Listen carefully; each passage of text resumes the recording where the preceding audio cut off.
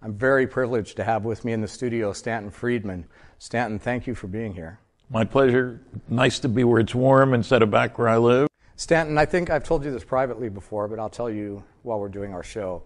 When I first took an interest in this field, you were on television, and I was always amazed. You and Nick Pope and a couple other people that were always making the appearances and just seemed to have a really sane, rational voice in this field, which especially some consider becoming more and more rare. But, I really looked up to you guys. And now, I walk among you and I work with you and we do films together and we do things like this. And it's just very, very gratifying. You're best known as being the researcher that broke the Roswell story and brought it worldwide. But for you, it started way before that. Tell us about your journey. It was 1958. I was a young nuclear physicist working for General Electric Aircraft Nuclear Propulsion Department in Cincinnati. And I'm a cheapskate. I was ordering books from a mail order house. I needed one more book so I wouldn't have to pay shipping. And there was the report on unidentified flying objects by Edward Ruppelt, who headed the old Air Force Project Bluebook in the early 50s. And it was marked down from $2.95 to $1, hardcover book. It wasn't going to cost me anything because that would have been shipping. So what the heck? I was interested. Also, there was a feeling that, gee, if these things are real, and I didn't have an opinion because I didn't know anything. I don't think it's good to have opinions when you don't know anything, at least not public ones. Maybe they're using nuclear power and it would help our program, and it wasn't costing me anything. And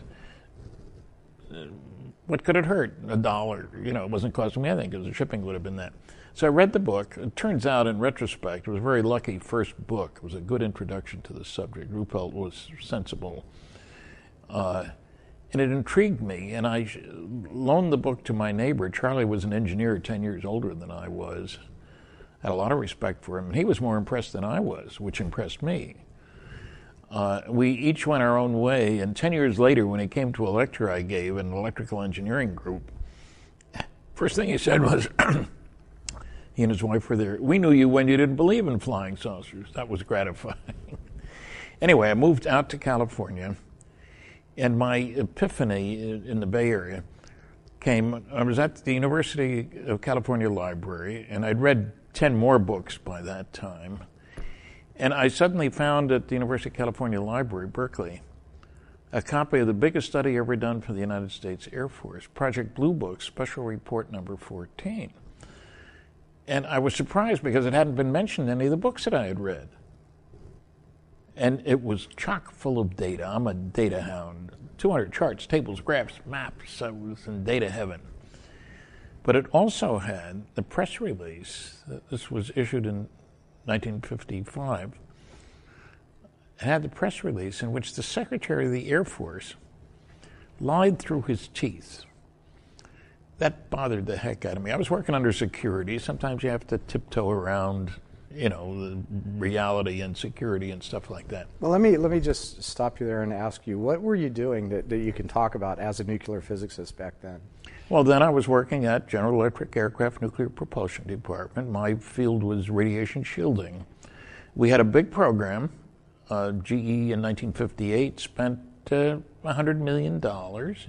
We employed 3,500 people, 1,100 of them engineers and scientists. I was working on shielding experiments. Shielding is a major problem because of the weight issue. Mm-hmm. So if you're going to have an effective nuclear aircraft, you got to be able to get it off the ground and fly, So I did experiments down in Texas, out in Idaho, down in Oak Ridge and stuff. It was great.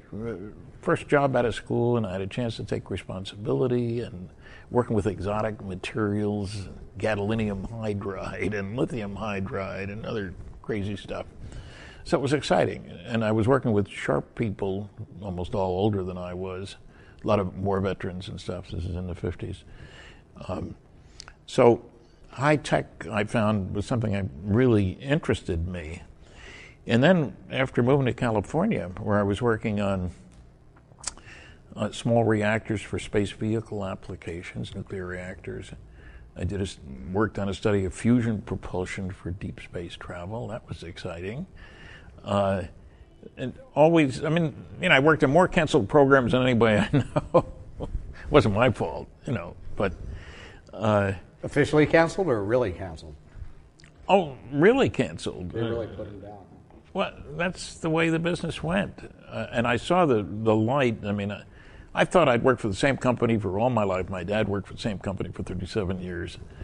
You know, and I looked at I could retire at age 57 from GE, and they had lots of nuclear groups, so it'd be great. I was young, you know.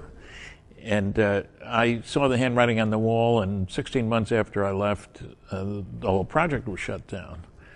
And, you know, the next program I worked on, more shut down. That was exciting. The fusion work was very exciting. People don't seem to understand that almost all the energy in the galaxy is produced by nuclear fusion. We think of it as H-bombs, but that doesn't do you much good if you're nearby. But the stars produce all their energy by nuclear fusion. So if you want to go to the stars, fusion is the likely choice.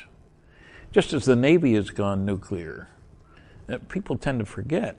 You know, you could say it takes you 3 years to go around the planet because that's what it took Magellan's ship. But the space station does it in 95 minutes. You know, so you got to change.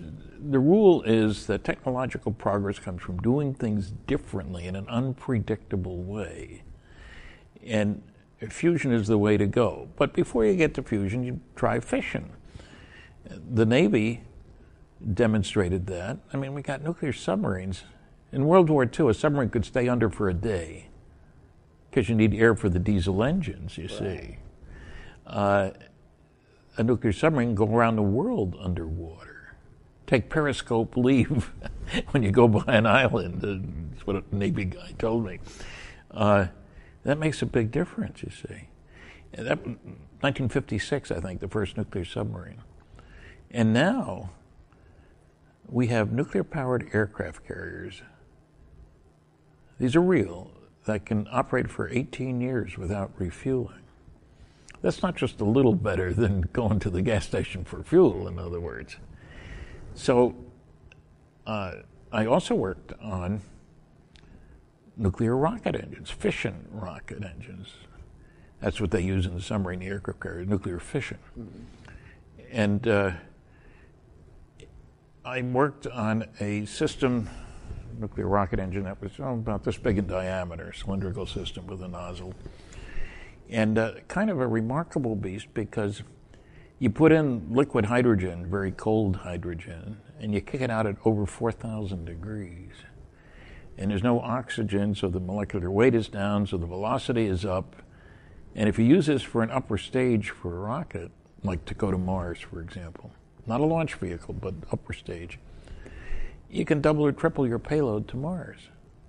We operated one this big. Power level was, the one I worked on for Westinghouse, was 1,100 megawatts. That's half the power of Hoover Dam. Mm-hmm. Just this big. Now, Los Alamos built one, a little larger. The power level was 4,400 megawatts, twice the power of Hoover Dam, and something this big. Then they canceled the program because nobody's decided to go to Mars. Yeah, I mean, do they cancel these programs, or do they just get close to answers and innovations and take them further underground when they determine a need? They cancel them. They cancel them. It takes a lot of people, and you have to have a mission. So what do you, I mean, with the Navy, you got a mission: submarines, aircraft carriers, etc. And we're still using them, and so forth. But with the space applications, there was a nuclear ramjet program. That was canceled. That's a way of life for all those programs. It was Cold War attitudes. Sure. We got to get there before the Russians do. And everything was about nuclear at that point. Well, it was the obvious choice as opposed to gasoline or diesel fuel, you know. So it was exciting to work on these programs.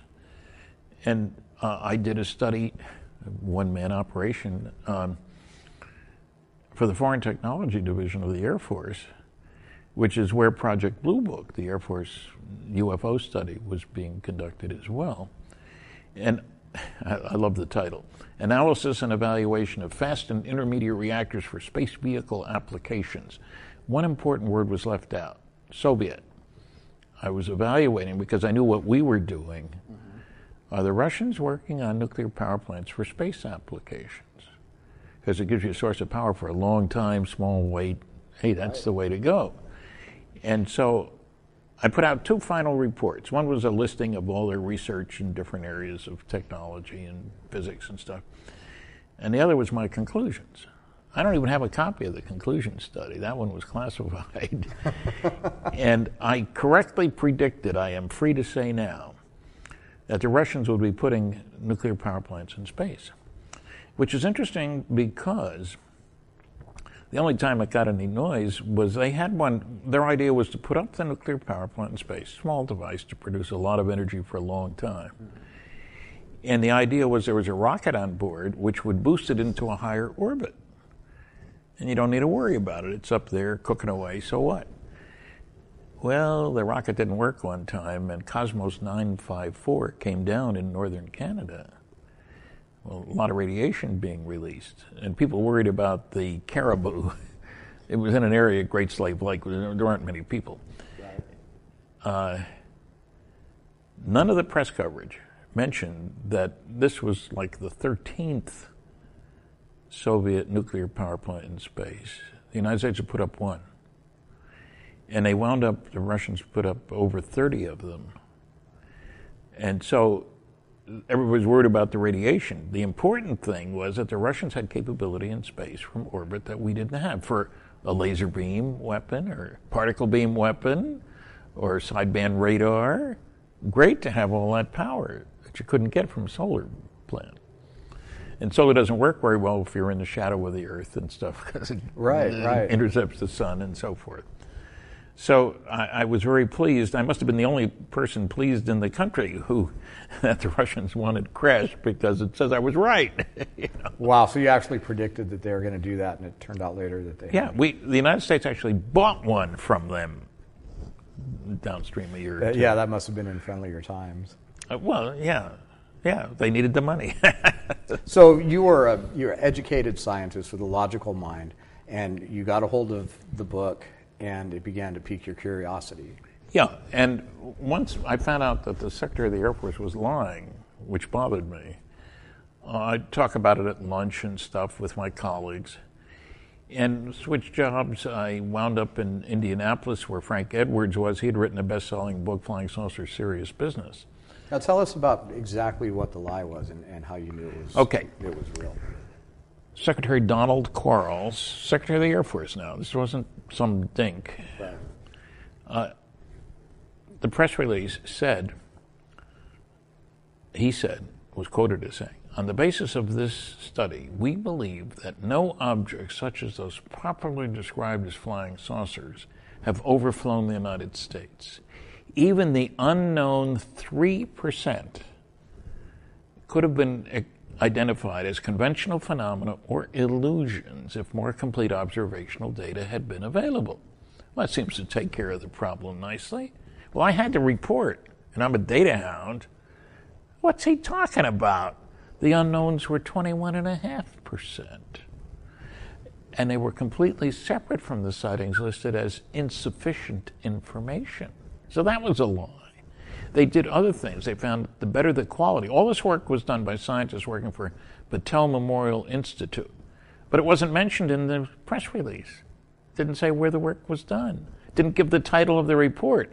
Surely if they had said Bluebook Special Report number 14, somebody would have said, hey, what happened to 1 through 13? We've never heard anything about them. Mm-hmm. They were classified. But so that bugged me. Also, they asked an obvious question. Well, 2 of them you can think of. They did a quality evaluation of all the sightings based on the background of the observer, the circumstances, that sort of thing. The better the quality, the more likely to be unexplainable. I'm only interested in the unexplained ones. Right. They also asked an obvious question. Is there really any difference between the unknowns and the knowns based on 6 different observables, appearance, size, color, shape, speed? Maybe the 2 groups just matched and we missed the boat on our evaluation. Right. The probability that the unknowns were just misknowns was less than 1%. So where do they get off with these lies? That's what bugged me. And it was, luncheon conversation, brown bagging it with colleagues kind of thing. Sure. Then I moved to Indianapolis after another canceled program. and met Frank Edwards, whose book Flying Saucer Serious Business was a bestseller. Frank was a journalist. He knew people everywhere. Now, this topic was getting a lot more mainstream attention back then, starting with the sightings and Kenneth Arnold and all that. Well, that's when things started. Kenneth Arnold's sighting on June 24th, 1947. And I didn't know about Roswell until the late 70s, and that was in first part of July 1947. But I gave my first lecture. Well, it really started because of Frank. I moved to Pittsburgh to work for Westinghouse Astronuclear Lab on nuclear rocket engines. And I asked Frank for the names of people I wanted to go public. I was sick and tired of seeing lies and stuff like that. So he gave me some names. He knew everybody. And I called the big television station in Pittsburgh, and radio, it's television and radio, KDKA, famous station. And he gave one of the people he told me about was the producer of a program called Contact, great program, talk show. And I called them, and their response was, "Don't call us, we'll call you," basically, which surprised me because in Pittsburgh, a nuclear physicist working for Westinghouse, those were gold-plated credentials. Right. Westinghouse is very big in Pittsburgh. So, okay. Less than a month later, he called me. At 6:30, could I do the 7 o'clock show, please? Somebody had canceled. Oh, wow. And I've never known how many people they tried before they got to me, but I lived not far from the station. So, okay, I can do it. That was my first show. Somebody at work at Westinghouse on the nuclear rocket project had a book review club, and they were reading Frank's book. And she asked me to speak to their club. That was my first lecture in her living room. So I enjoyed it, and I did that show again several times. I got better at it. And I did more lectures. And then one day, things happen in strange ways. I lived downtown Pittsburgh. The Westinghouse was out of town a bit. It was in a small town called Large. And I'm riding to work one of 2 times in 3 years with Joanne, a supervisor at Westinghouse. And I was saying, gee, I'd like to speak at Carnegie Tech. Well, talk to the dean, Stan. I said, well, I talked to Dr. So-and-so, and he wasn't interested. He said, Stan, the dean's my husband. He's heard you on the radio. Why don't you give him a call? Okay. So I called him, and we booked a talk. But it was an afternoon talk for about 3 weeks later. And the last question was, how much do you want? Well, I knew I'd have to take some time off work, being a pragmatist. Maybe $100. This is back in 1967, you understand. Sold. But because I knew his wife, he told me what he was paying the other speakers in the series, $1,600, $1,500, $1,700. Really? Back then, that was a lot of money. Yeah. And the nice thing was the lecture went very well. And so the dean wrote the agent through whom he had booked the other speakers, recommended me, and they booked me at the Engineering Society of Detroit for $300 in expenses. Wow, I'm in the big time. They were sold out 3 weeks in advance for 1,008 people for dinner and a talk, and there wasn't one negative question. And the strange little side comment here, the agent who booked me is a guy named Bob Walker, and he works for American Program Bureau. I just got finished this very day lecturing at a conference in San Diego, which was booked by Bob Walker. Wow. The person I dealt with was so surprised. This is when? Back in '67? Bob's still there and I'm still going strong. Small world. Anyway, I did a lot more professional groups. And then they canceled the nuclear rocket program. Not because we hadn't succeeded. We had succeeded. The rockets worked. But Sure. Nobody wanted them. It was Right. that Too kind much of thing. risk, right? No program, no goal, we went to the moon because a goal was set and everything was aimed toward that. So then I was looking for a job. Well, wait, let's talk about nuclear rockets for a second. Take a little sidebar. So You guys had actually developed working nuclear rockets? Well, we tested them at the nuclear test site near Las Vegas, not far from Area 51, And we didn't know how long they would work. It was the most exciting part of my professional career. And we're listening over the PA system at Westinghouse. We had a closed system. And how long would it work? The maximum was 60 minutes because we needed to have liquid hydrogen to cool it, because the more you operate, the more radioactive it becomes, the more energy it produces. And you don't want it to melt. Not a good idea. Right. And 5 minutes, the temperatures were nominal, pressures were nominal. 10 minutes, 15 minutes. We thought maybe the fuel elements would kick right out the nozzle. The temperature was over 4,000 degrees. Not many things operate at those temperatures, So we went to full 60 minutes. And boy, were we happy. And then the program got canceled shortly thereafter because there was no goal for it. Okay, so you guys can do it. We don't want it. Sure. And Los Alamos. So I'm sure that a lot of people already know the answer to this question, and I'm sure that I should probably know it too. But why has the nuclear rocket capability not been brought more into current? Because we don't have a mission for it. We're not going to Mars, last I heard anyway. And it's expensive. Well, I mean, according to Boeing, they've developed some of the major components for going to Mars. That new capsule, the Orion, I think it is supposed to be Mars ready. And they're advertising now about how they just need to build a few more different components and they're going to be ready to go. But they're not using nuclear, as far as I know. And do you somebody know why? has to decide. I mean, is it a safety issue or is it a?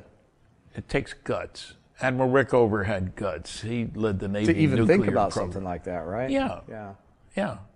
And I'm sure, I co-authored a book called Science Was Wrong.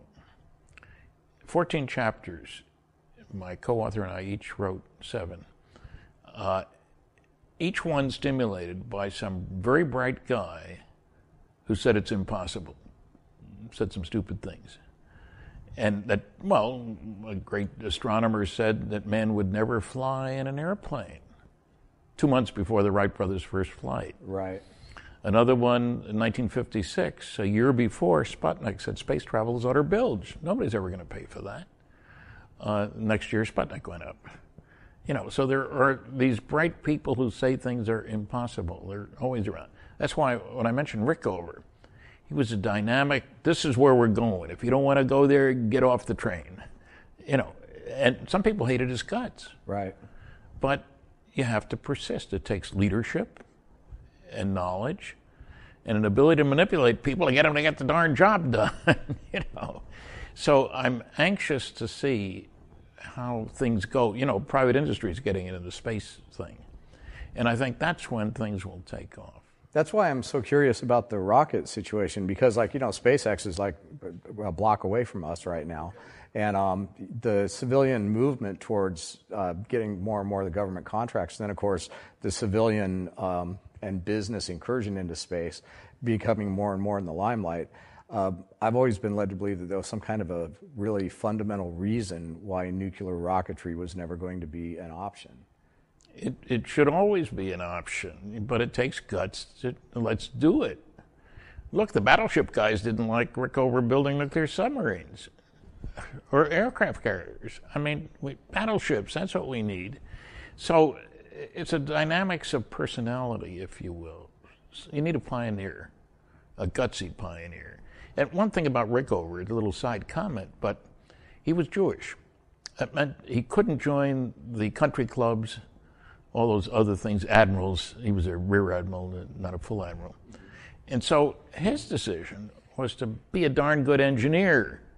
That's where he was getting his satisfaction. Not everybody is geared that way. They want to make it up the ladder, climb to the top. Not by accomplishment, but by being careful and politically right. And so he got things done. He wasn't politically right. It's like Billy Mitchell was court-martialed. He flew in the First World War, and he was a man of vision that airplanes would be very important in battle. But when he said that we're going to sink ships from planes, the Secretary of the Navy said, I'll stand on any ship. He says he's going to sink. You can't do that. And interestingly enough, on November 29th, 1941, it was the Army-Navy game. football game. Big deal. And in the program, there was a picture of the USS Arizona. And it said nobody had ever sunk a ship from the sky. 8 days later was Pearl Harbor, and it went to the bottom there. 1,100 men died. Yeah. The Japanese knew you could sink a ship from the sky. Yeah, and they proceeded to do it again and again. Yeah. So it's a personality, attitude. How do you get the job done? That's what the problem is. Well, you know, the recent Virgin Atlantic crash that killed the pilot, I was having a conversation with Steve Bassett, and we were talking about why, if there's all this technology that's available, and we'll get into, you know, supposed advanced technology of extraterrestrial origin later, but even something like nuclear rocketry that could have advanced this civilian spaceflight cause without the need for all these. They're trying to remix rocket fuels and come up with new ways to fuel rockets. And if we have this technology, why aren't they going down that road? No guts, no leadership. Look, if we left the government run the computer business, there'd be 4 companies, there wouldn't be much difference in the computers, and they would have 1/100th of the capacity we have now, because some businesses failed. There was competition. Right. And the winners did well. Well, that's why NASA is allowing, enthusiastically allowing other companies to take some get them of the off reins. the hook. Yeah, it's really interesting. Somebody ought to do a study on the dynamics of the utilization of nuclear energy for advanced technology. I mean, people are shocked when I say the aircraft carriers can operate for 18 years. Well, you're kidding. No, I'm not kidding. It's real. It's true. But you're not using the Queen Elizabeth with nuclear power. So here you are. You had gotten the book. You realized that there was obviously some sort of cover-up going on just in what you learned from Project Bluebook against what you already knew to be the truth. And then you began to talk to groups and lectures, and you joined some organizations. So, you know, they say this field is like, once you get in, it's really hard to get back out, because you learn more and more, and you realize that there's a mystery and an enigma and quite possibly a variety of conspiracies. And a cover-up. Yeah. Cosmic Watergate. So you move forward, truth embargo. So when did you first get an inkling that something was happening with the Roswell? It was purely by accident. I was in Baton Rouge, Louisiana, to give a lecture at Louisiana State University. And people from the university had brought me over to the local television station, CBS. And I was supposed to do 3 interviews, 3 different time slots. And I did the first 2, and the third reporter was nowhere to be found. This is in 1978. Nobody had cell phones. I mean, they couldn't just call her. And so the station manager's giving me coffee. He's looking at his watch. He knows that I've got it, because he knew that people had brought me there, that I had things to do. Out of the blue, he says, you know, the guy you ought to talk to is Jesse Marcel. Brilliant investigator that I am. I said, who's he? His answer changed my life. He handled wreckage of one of those saucers you were interested in when he was in the military. What? You know, where'd that come from? I don't know anything about that. What do you know about him? He lives in Houma. I didn't know where Houma, Louisiana was. I've been there since to talk to Jesse. Sure. And he's a great guy. We're old ham radio buddies. You ought to talk to him. Then the reporter showed up.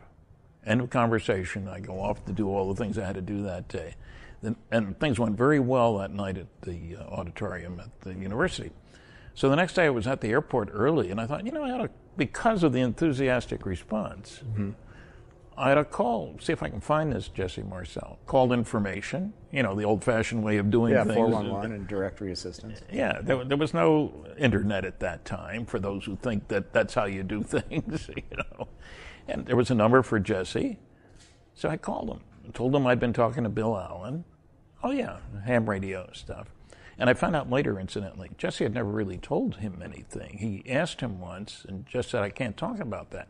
He knew about it because he saw the article in the paper in July of 1947. And back then, if you the original article? About Roswell. Okay. Army captures flying saucer on ranch in Roswell region, you know. And back then, if you talked about military guys, you often put their hometown in the article, just for identity purposes. And the TV guy had seen the article in the New Orleans newspaper, and it mentioned Houma, Louisiana. So later on, he asked Jesse about it. He says, I can't tell you anything about that. So just by chance, because that reporter was late, thank goodness, that got me rolling. Okay, when I talked to Jesse, he was the intelligence officer for the 509th, the only atomic bombing group in the entire world, most elite military group in the world. Because yeah, you know, a lot of people don't understand that his position was not, you know, on some obscure base. He was in a very high position, in a very trusted, high security position with a very elite, very important group within the military. That's what he was. And so he told me his story. He was the duty officer on a Sunday, and he gets a call from the sheriff. A rancher had come in and talked to the sheriff. Now, the rancher hadn't heard about flying saucers, but when he went to do his shopping, weekly shopping in Corona, tiny little town, sure, he was complaining about, he found all this debris on his ranch. He'd heard an explosion a few days before. Goes out there, and here's all this stuff strewn across an area 3/4 of a mile long, 1/4 mile wide, foil-like material and other stuff. And he was worried about who's going to clean it up, because it was a sheep ranch.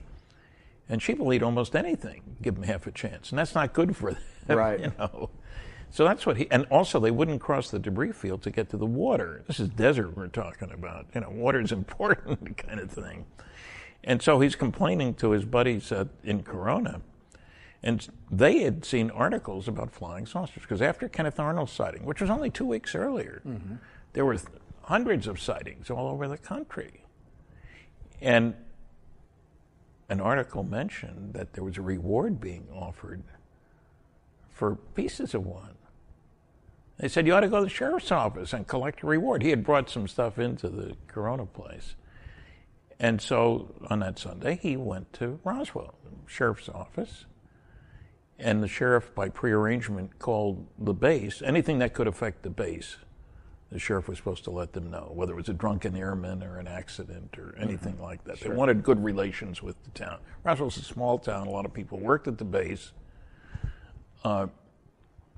Jesse talked to his boss, Colonel Blanchard, and went to the sheriff's office and looked at this crazy stuff. And Jesse had served in the Pacific. He had seen airplane crashes.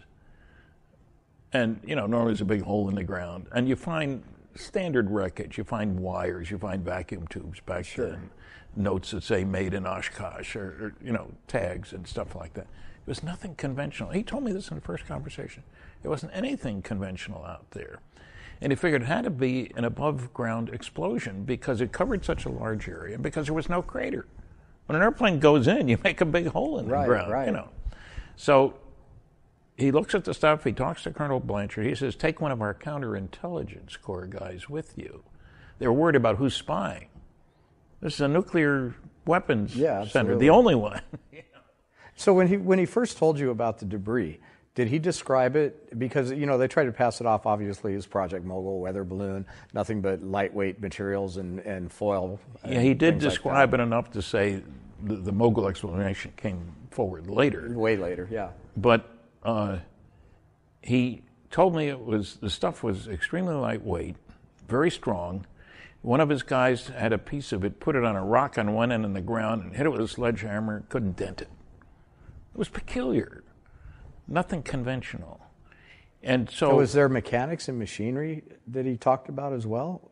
I mean, this was back when, this was one of the first times that Jesse is actually really telling this story to an investigator in such a way that it's going to be documented. So were there elements of how he described the debris that really stuck with you? Yes, maybe extraordinarily lightweight, extraordinarily strong. Later, when I talked to his son, he showed an I-beam that had a simulated I-beam that had strange symbols on it, and that you couldn't break, couldn't cut, couldn't burn. This is peculiar, and it certainly wasn't neoprene from weather balloons. Jesse had taken a course. He briefed pilots. They ran missions from Roswell, big B-36s, huge airplanes. And he'd have to do the weather reports and give them directions. And so he was familiar with weather balloons. All the ranchers were familiar with weather balloons. They released them every day at the base. And so neoprene weather balloons will turn to dust if they're out in the sun for any length of time. Right. This is New Mexico. It's dry and hot. Good combination. So they go out. The boss, Colonel Blanchard, tells them to follow the rancher out. Because the ranchers told them there's loads of this stuff out there, not just the stuff that I brought in. If all there was just, somebody said in one of the articles, just enough to fit in the trunk. That's nonsense. They would have brought it in and that would have been the end of it. It's a 75-mile drive, part of it off-road, in the middle of nowhere. No AAA out there, So the counterintelligence corps guy was because he wondered who's spying on us. We know now that the Russians had spies at Los Alamos in New Mexico, and certainly we were flying rockets, German rockets, in New Mexico at White Sands Missile Range, and naturally the Russians would want to keep track of that. The Cold War had already started. This wasn't a thought in the future kind of thing. So they went out there following the rancher, because no way to tell anybody how to get there. You can't go 6 blocks that way and 4 blocks that way. Right. It's in the middle of nowhere. So he let them stay in their sleeping bags in a shed. The next day they go out to the debris field and he sees all this stuff. And they filled the vehicles with it, leaving most of it there. But the idea was to bring it back. He stops at his home on the way back, shows it to his 11-year-old son, Jesse Jr., who went on to be a medical doctor, a flight surgeon, got called back in at age 68 and flew 225 combat hours in the Middle East as a helicopter pilot. Flight surgeons were hard to come by. He died last year, a very special guy. I was in his home and in his dad's home. He lived in Helena, Montana. His dad lived in Louisiana, Homa. Anyway, he shows his son this stuff. Then he takes it into the base the next morning. Now it's beginning to get classified. See, up to that point, who said anything about security? Who knows what this junk is? That kind of attitude. The next day, Colonel Blanchard tells him to use one of our B-29s, have them take you and this wreckage to our headquarters, 8th Air Force headquarters in Fort Worth, Texas. They were part of the 8th Air Force, the only nuclear part, you understand. And so naturally everybody does what they're supposed to do. And when he gets there, General Ramey, who's Colonel Blanchard's boss, says, "You don't say anything. I'll take care of it." And they take the wreckage that he brought in, that goes over there. They bring in the wreckage of weather balloon radar reflector combinations and tell the press. A press release had been put out in Roswell by Walter Haut. Right. Army captures flying saucer on ranch in New Mexico kind of thing. And they pull a fast one. Nobody knew. There weren't any pictures taken of that stuff that made it out into the public. So who knew? And Jesse was told not to say anything. And his picture appeared in newspapers all over, and his name was all over the place. And I mention that because people say, well, why did he talk to you? His name was all over the place. I didn't know that at the time. Right. It was only later when we got a date. And I shared this with a colleague, and he looked at the University of Minnesota newspapers and found the story and verified what Jesse said. To Jesse Marcel, he acknowledged to you that that photo was faked? With the It was fake a genuine debris? photo of the wrong material. Right, exactly. Yes. That's what I mean. Yes. So he was an active participant in that deception at the time. Hey, he was given instructions by Ramey. You follow orders. This is 1947. Right. He wasn't West Point. Blanchard was. And look, there are people who will tell you that, Colonel Blanchard, he was a loose cannon. As it happens, he got 4 more promotion, was a 4-star general and Vice Chief of Staff of the Air Force when he died of a massive heart attack at the Pentagon. This wasn't a dink. You don't get 4 promotions, right? Just for being a good-looking guy. So the press release came out. There was a worldwide distribution of this news that the Army had recovered a flying saucer. And then the very next day, they show up with fake debris, and General Ramey, to quote the famous headline, empties flying saucer story. So, well, there's another part of the story that I didn't know at the time. Nobody knew.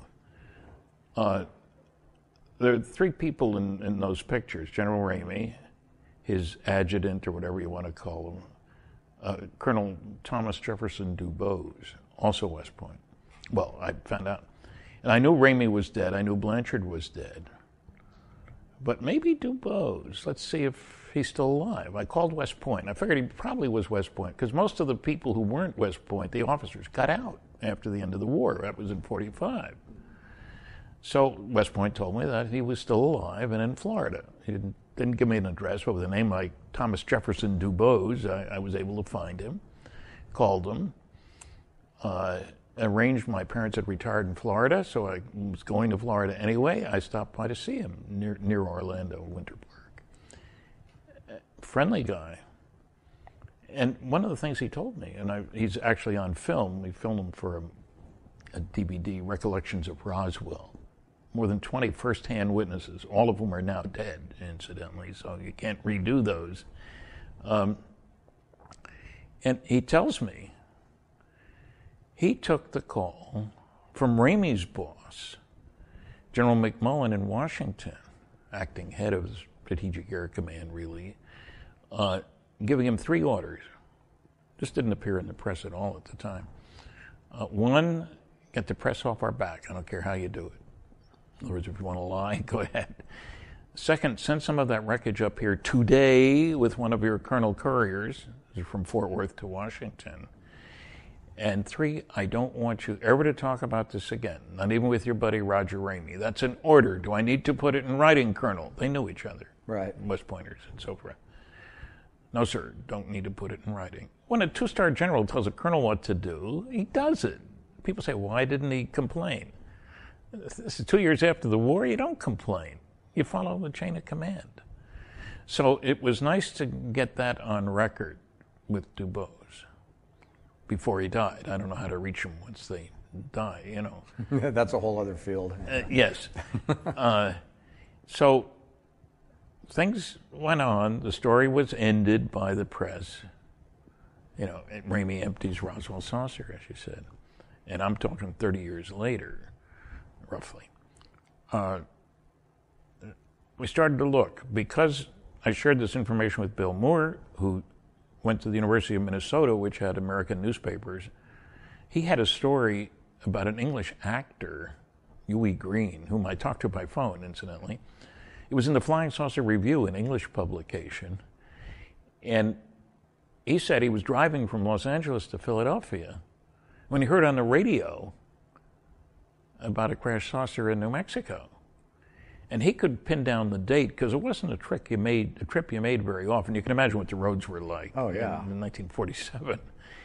And so Bill went to the University of Minnesota Library, going through the newspapers. He said first week in July, found the story, named a lot of people, including Walter Houth, the press guy, and other names. And so we proceeded, let's see who we can find. Well, I got lucky. I looked in Editor and Publisher, found that Roswell, indeed, I didn't know anything about Roswell.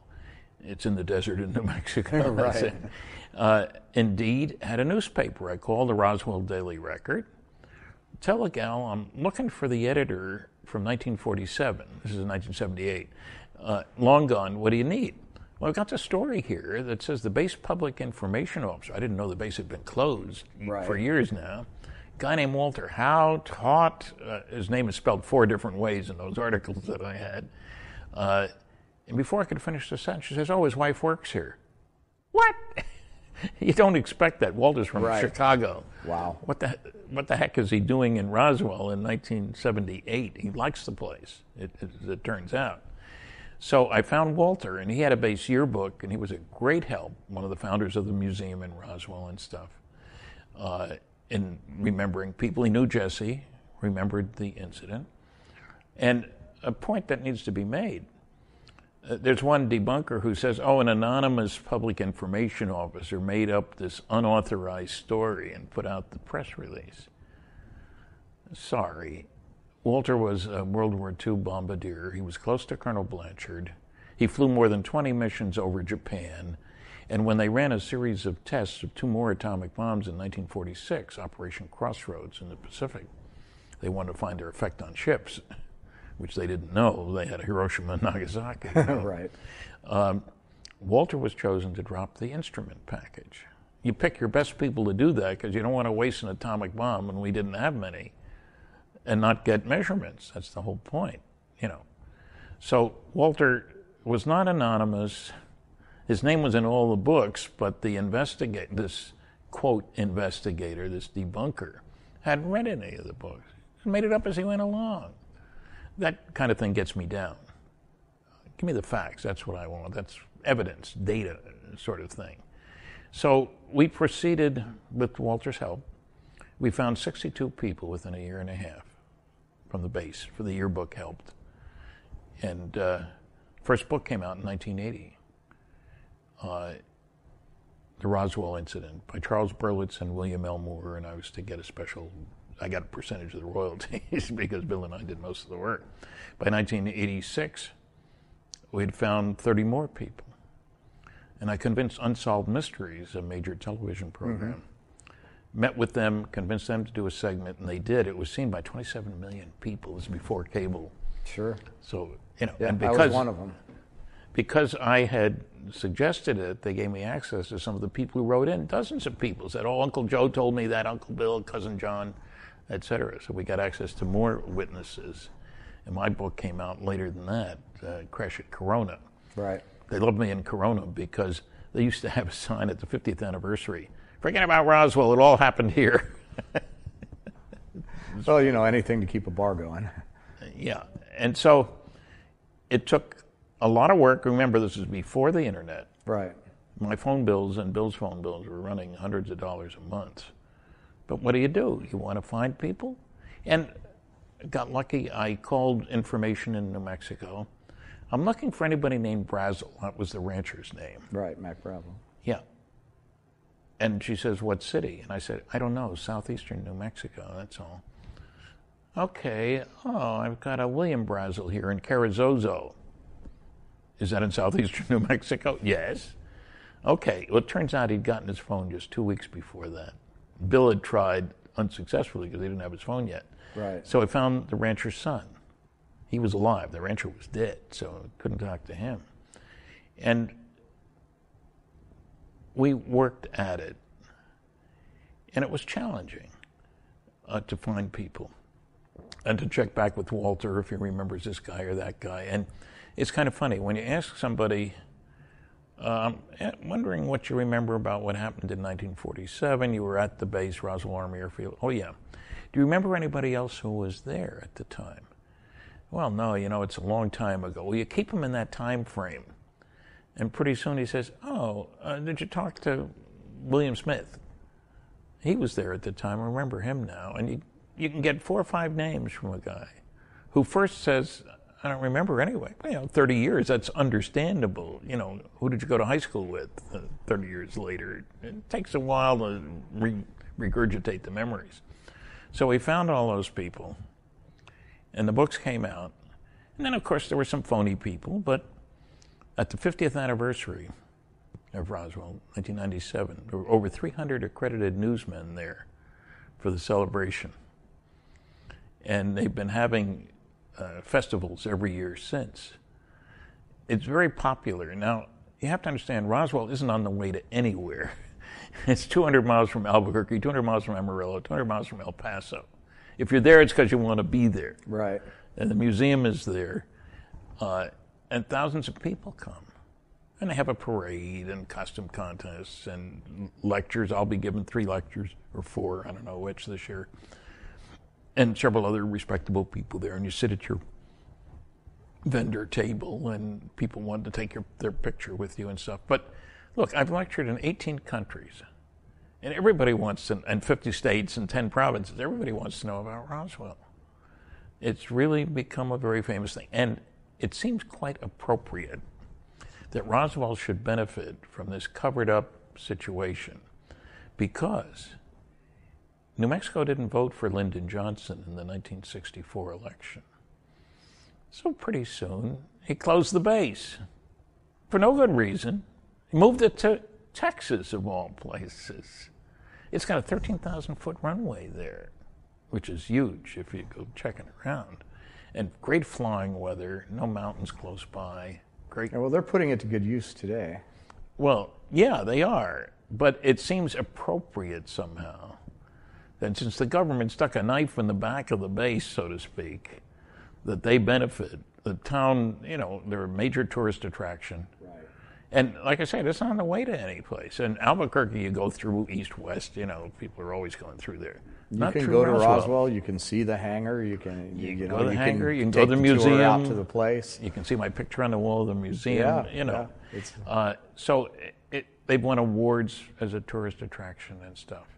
So, yes, you can say it's a whole industry, but there's firsthand information, especially earlier on when the people were still alive. And at first the town, or people, city fathers, you want us to be the UFO capital of the world? What are you, crazy? And then in a couple of years after the people showed up, if you build it, they'll come. Right. They talked about moving it a mile away, not on Main Street. Oh, No. We need you there. Hey, they have the light posts with alien eyes on the, even Walmart has a sign, aliens welcome. Yeah. It's the one Walmart where you can go and buy a whole collection of alien stuff. It's pretty funny. Yeah. So, and I've been in the parade, and you wave at the kids and stuff, and I see nothing wrong with that. If people are going to bring their kids, you got to have something for them to get interested in. So, yes, it's become an industry, a household name all over the world, and I'm very pleased that I was the initial guy to bring it forward. The MJ-12 papers that popped up, you're on the record as believing that they're genuine. 3 are genuine, and there's 100 phonies. Okay. You flood the market with garbage. Hopefully people will say, well, this is garbage and this is garbage, so that must be garbage too. And I've recently published a list of 12 different objections to the documents and shown that none of them held up. And 10 different pieces of information that weren't known to be true when we got the documents that turned out to be true later.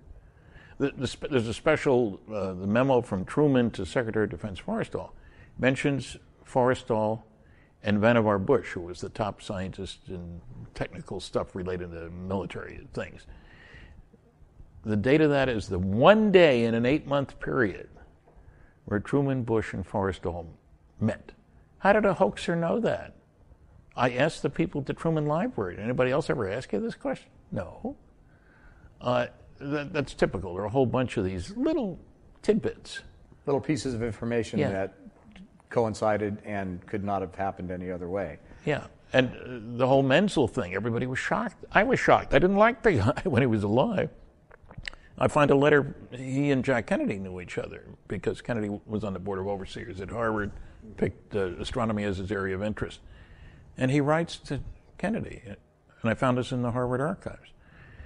There's one area where I may be able to help you considerably. This is the election year for Kennedy, and then after that. That's about the National Security Agency. I had a long, continuous history with them and the Navy intelligence predecessor, 30 years. When we are properly cleared to each other, this is what he says to Kennedy, I can tell you more. And he did work for the CIA. All this came as a total shock. And just by accident, somebody picked his name. That's ridiculous. Nobody went to Harvard to show that I was wrong. I published copies of letters and all this stuff. It's been an exciting chase. Some people don't want to believe that there's stuff going on that we didn't know about. Gee, what a surprise. But I worked under security. These guys didn't. I mean, one of the objections, this illustrates the intellectual bankruptcy of the pseudoscience of anti-ufology. A guy named Phil Klass, who was a total debunker. Right. Maybe you didn't notice that the typeface on this other document here was the large pica type, but the National Security Council, which is mentioned by its initials, used only elite type. He challenged me to find any other examples of the use of the large pica type meeting certain criteria, and I'll pay you $100 each up to a maximum of 10. Now, he'd never been to the Eisenhower Library. I've spent literally weeks there. And I was going, so I dug out 14 of these documents, sent him copies and an invoice, and he sent me the $1,000. But there's no Friedman file in the class papers at the American Philosophical Society Library where they got loads of his materials, but nothing about me, even though we corresponded for 20 years. But he'd never been there. The notion that you can take 9 documents, which is all he had. The Eisenhower Library had 250,000 pages of National Security Council material. Utterly irrational. I get a good laugh when I show a copy of his check to me, to presume that you can jump from 200,000 or more pages till they're all done with the same typewriter. People, I hope, still know what typewriters are. So almost from the time you really went public with your suppositions about Roswell and reporting those facts, through the MJ-12 papers and on to other things. That was late '84. No, I started in '78. So. Right. So you've been embroiled in controversy and really back and forth, prove this, prove that. And it kind of reflects what's really happening in the field of ufology, where there seemingly would be a lot of people on the same page trying to accomplish the same task, but it's not really that way. It's more of an infighting kind of family. Research by proclamation instead of research by investigation. That's what I object to. If you're going to say I'm wrong, show me. Right. I will show you why you are wrong, I will say to the debunkers. And, so you're pretty confident with your position on the MJ-12 papers. And yes. then we move forward to what's the next real controversy that you stepped into between your research and what others were trying to point out or not be? Well, there's one big general area, and that is that you can't get here from there. I hear that all the time from the ancient academics and fossilized physicists. Have you forgotten the speed of light's a limit and all this kind of stuff? Well, unlike any of these guys, I worked on a fusion propulsion study back in 1962. I do know that with nuclear fusion, which is how most of the energy in the universe gets generated, not just H-bombs. People, that's H-bombs. Well, the study I was involved with showed that you can kick particles out the back end of a fusion rocket that have 10 million times as much energy per particle as they can get in a dumb old chemical rocket. That's a big improvement. And so that would get us close to the we speed now of light, know that almost all the of energy light? in the galaxy is produced by nuclear fusion. So that would get us close to the speed of light, at the speed of light? Yeah, close to. Yeah, remember, people want half an Einstein. The speed of light's a limit. What he also said was, as you get close to the speed of light, time slows down for things moving that fast.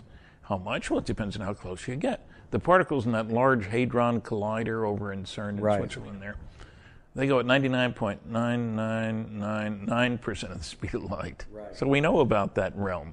But at just 99.9% of the speed of light, it takes only 6 months, it takes only a year to get close to the speed of light at 1g acceleration. We can stand more than that, but let's accept that. Then you can go 37 light years in 6 months, pilot time.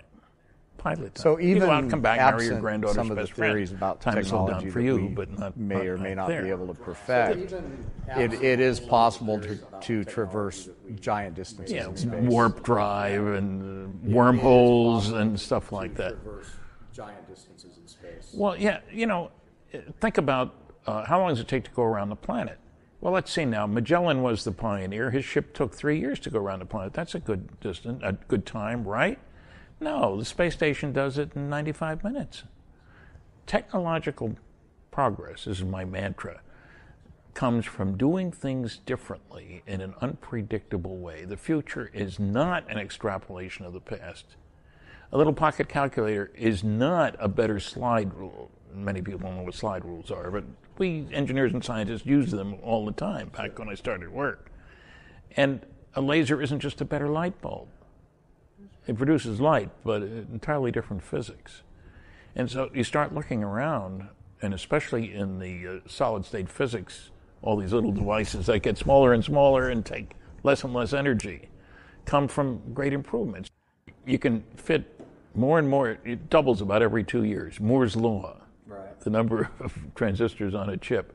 People 10 years ago said, it's not going to keep increasing.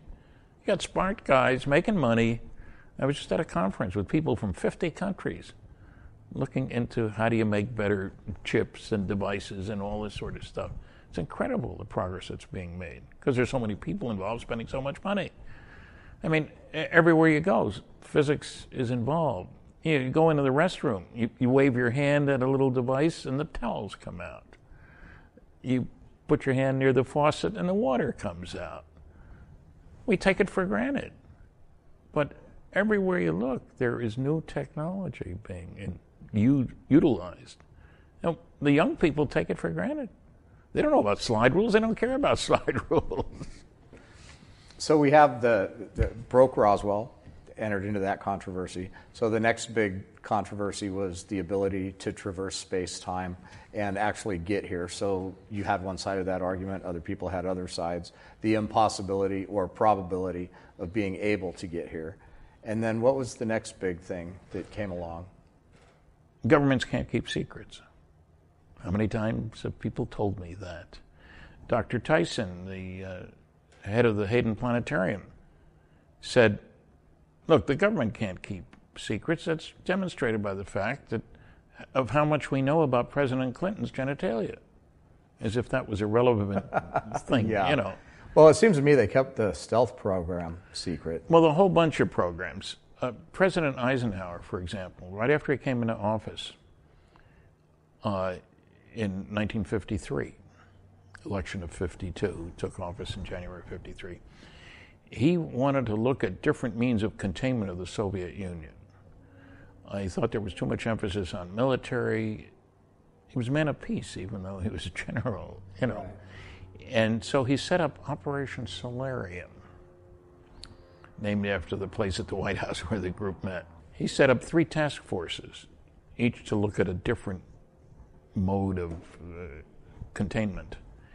And that set national policy. The existence of this group wasn't released until 25 years later.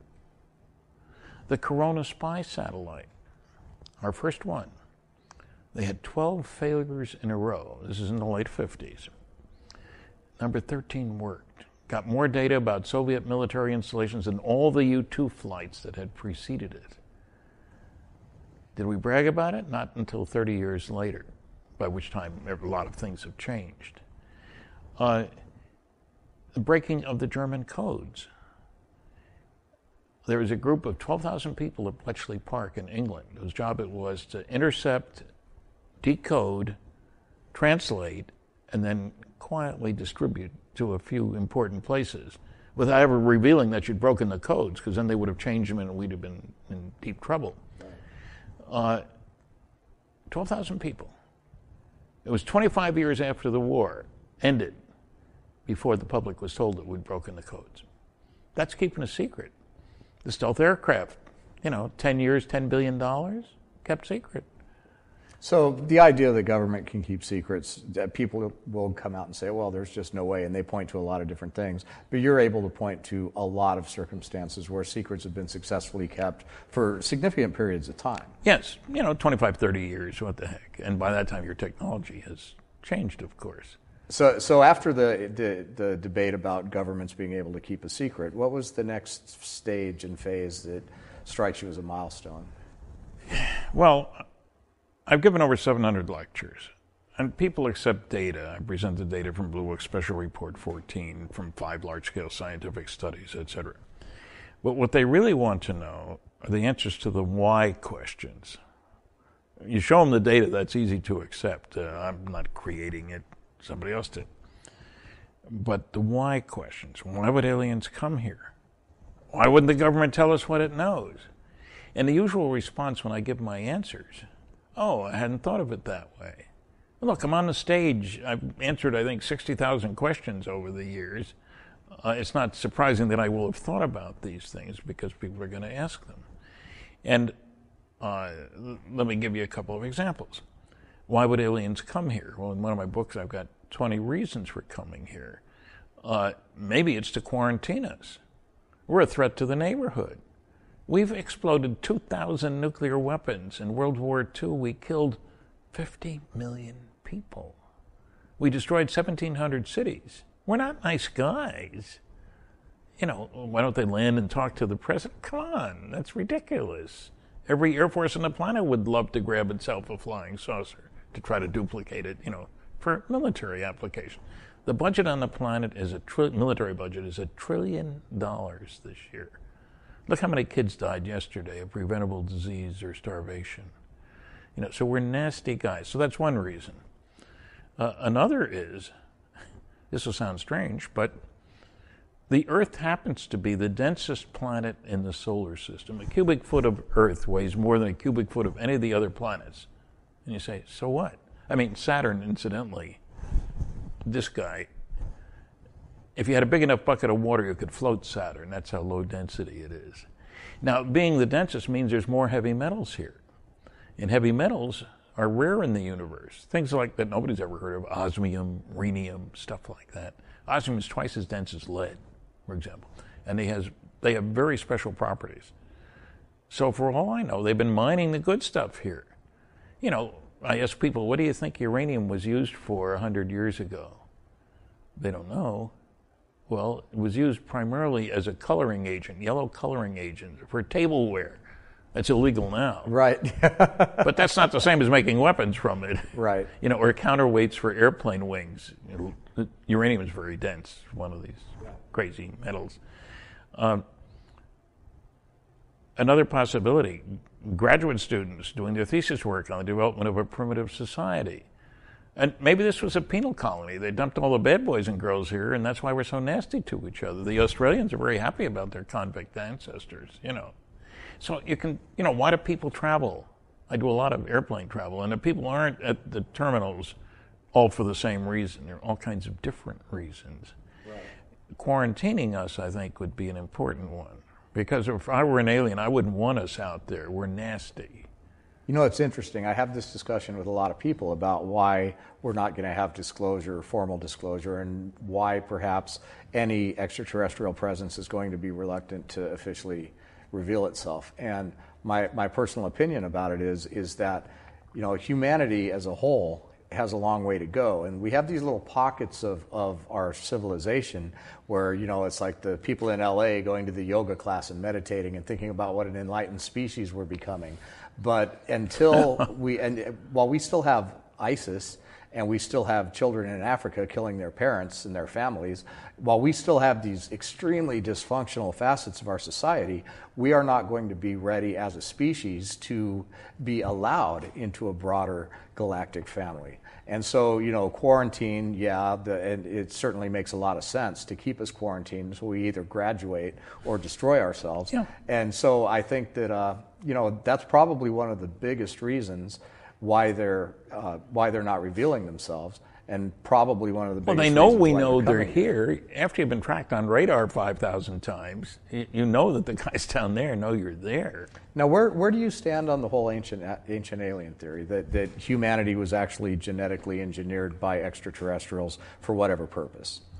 Well, I would point to the book, The Bible and Flying Saucers, by Dr. Barry Downing. He's got a bachelor's in physics and a doctor of divinity. Divine physics is his beat. And he traces what you'd have to call flying saucer sightings. Nobody had saucers back then. They had mugs, but, they didn't call them that. No, I mean, the whole book of Genesis, is full of, if you translate a couple of words, change them to different things, it's a whole story. Well, that's a few thousand years. Yeah. So, I don't know whether we were developed by aliens, but it's the time factor. Pat Robertson, the fundamentalist, says that the world was created in 4004 BC, and we're the only intelligent life in the universe. Right. They're right here on planet Earth, and this UFO stuff is the work of the devil. I'm sorry, I beg to differ. There's a big time factor. Grand Canyon up there took quite a long time, more than 6,000 years. Henrik Schliemann looked back in the 19th century, looked at the Iliad, Homer's Iliad. And the historian said, well, there was no Troy. That's just a myth. It's just in a book. He had money. He paid people to dig down 75 feet, and he found Troy. How much of the planet have we explored 75 feet? And that was just a few thousand years ago. No, exactly. We don't know how many civilizations So have the real come and history gone. of Earth, could be, very, very old, with very many civilizations rising and falling, and there are traces of them being asteroid obliterated. comes along and destroys, all kinds of things, nuclear wars, whatever. I don't think there have been any black holes or supernovas really. Right. Explode, not recently and close by, but maybe a little farther away and a little while back. We don't know. But as soon as you expose the time factor, you say there's all kinds of possibilities. So I think that there have been ancient astronauts coming here. I think the neighborhood, what people forget, is at least 2,000 stars within 54 light years. That's a lot. That's just down the street. The Betty and Barney Hill case, with the star map work that goes into that. Just 39 light years away, there are two sun-like stars that are only an eighth of a light year apart. They're 30 times closer to each other than the sun is to the next star over. From planet around one looking at the other, it's visible all day long. Right. We can't do that. Well, there's much more incentive to develop interstellar travel when you got a next-door neighbor. Just makes sense, that's all. And just with the age of the galaxy and the number, even mainstream science now is not debating the idea that there's life in outer space. And they're saying it's not coming here because they would know about it because they want to listen with radio telescopes. Which could be a completely obsolete technology that doesn't even apply to our first long-distance radio signal was sent in 1901. You're telling me that's the most advanced the aliens ever got?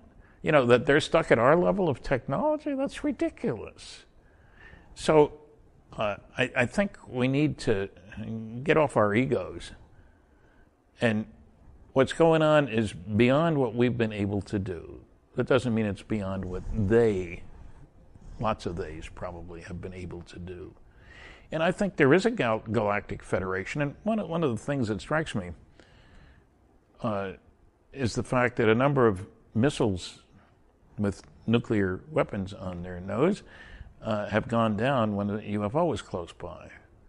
Robert Sala has written a book about this. He was down in the hole. Mm-hmm.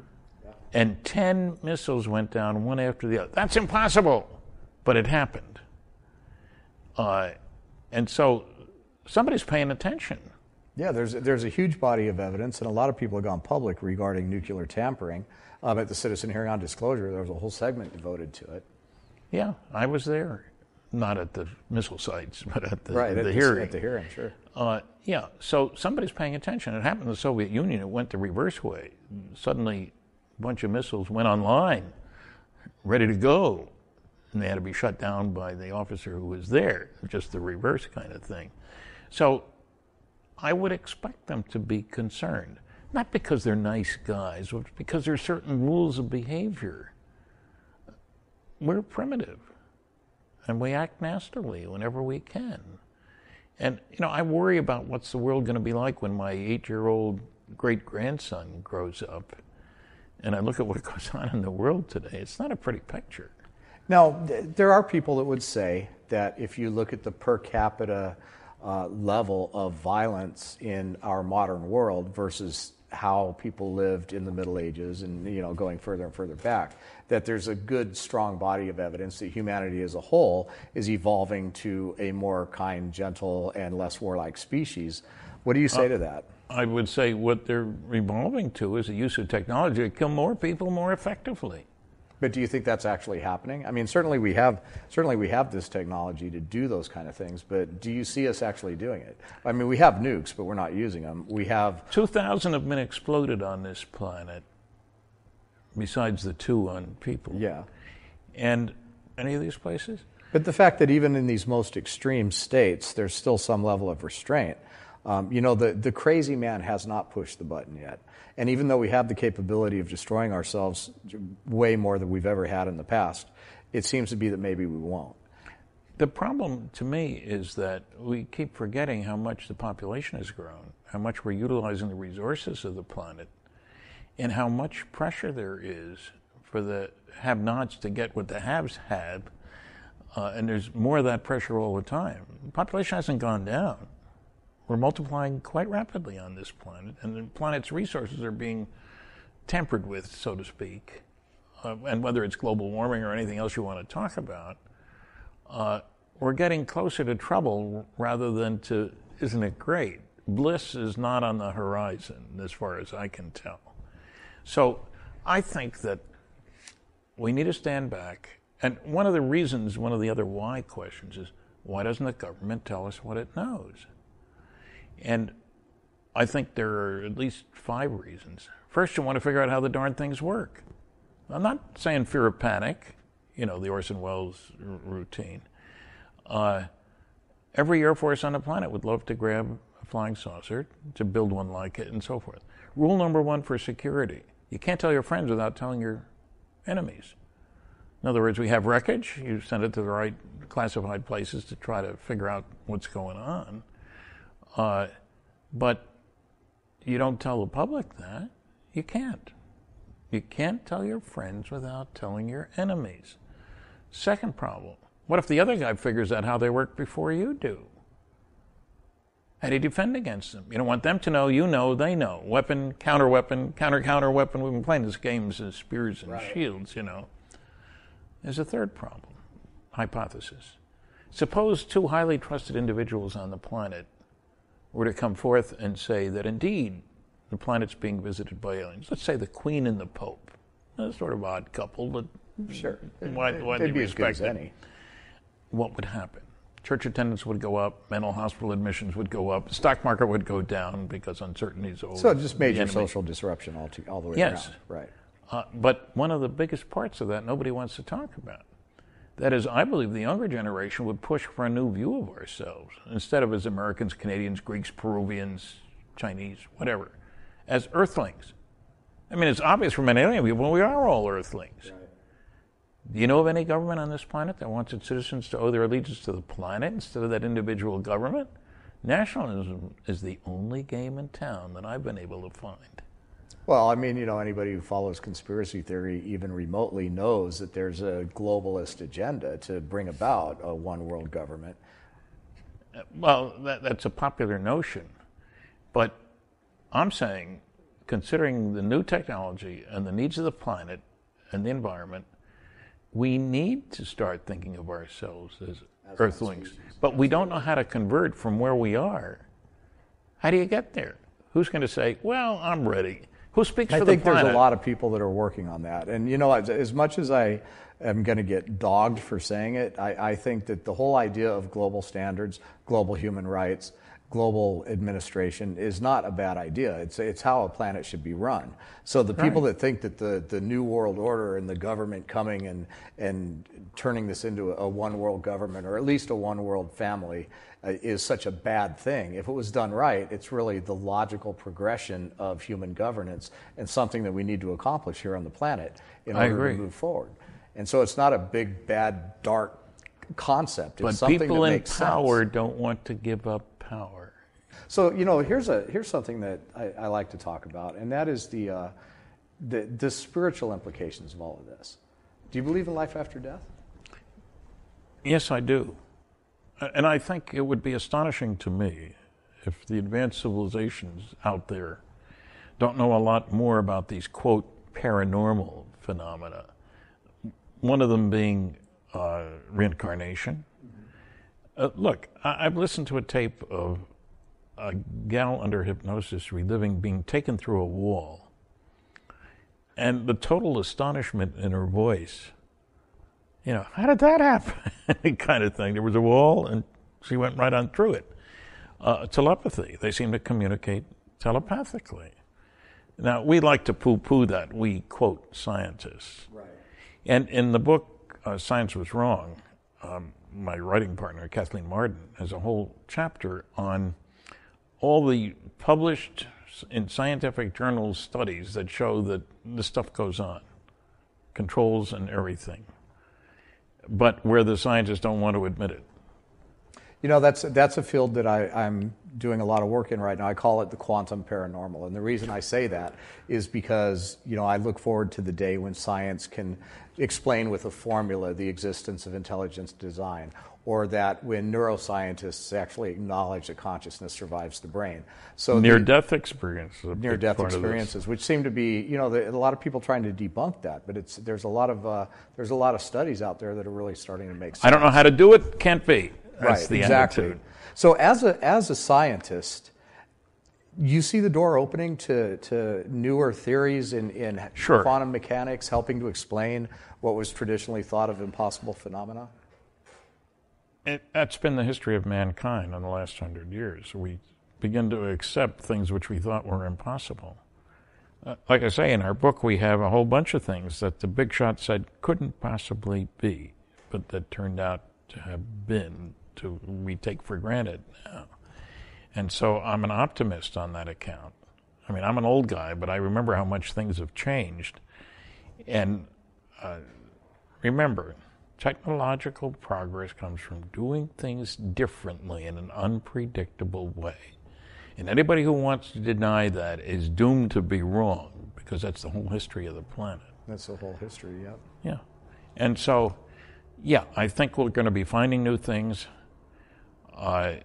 And I think that we need to recognize our own limits of our thinking, if you will. Or just our ability to comprehend and our brain's ability to process the information. Yes, and things are possible even if we don't understand how they're done. Look at the many great discoveries made by people who said, what the heck is going on here? Maybe penicillin, the X-rays, strange phenomena which had no explanation. The guy who was measuring radiation above the surface of the Earth, and he thought it's all coming from the Earth, radioactive materials and stuff. And as he got up higher, the level went up. That didn't make any sense. The farther you are from the planet, it should go down. He discovered cosmic rays. Right. Meteorites. Everybody knows rocks can't fall from the sky because you can see there are no rocks in the sky.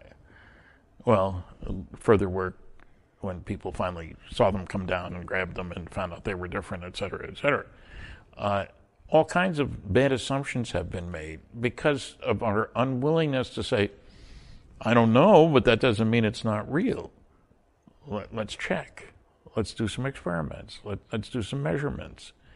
And the history of science I find fascinating. The people who had the guts enough to pursue the strange and discover the new, that's exciting to me. That's what science should be all about as far as I'm concerned anyway.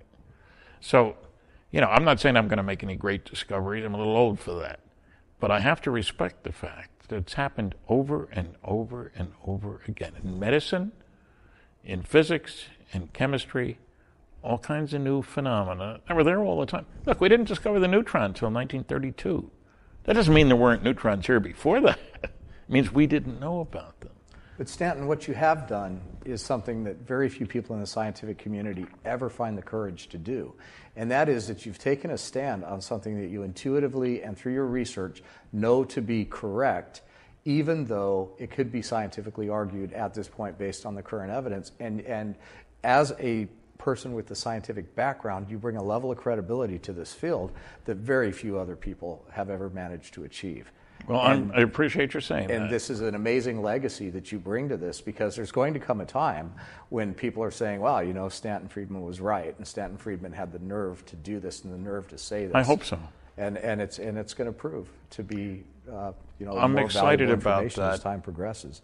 Because we need to be ready to look at truth. And don't tell me how many degrees somebody has. Show me his work. What's he published? What has he done? Smartest guy I ever worked for at Aerojet General Nucleonics, John Luce. He ran the fusion work at Oak Ridge National Laboratory. Had a high school diploma, 40 patents, and an honorary PhD. No college at all. And he was always doing things that the PhDs that worked for him said couldn't be done.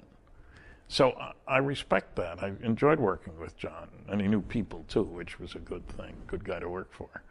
So we all need to recognize that even though we're so advanced, there are new things to be discovered.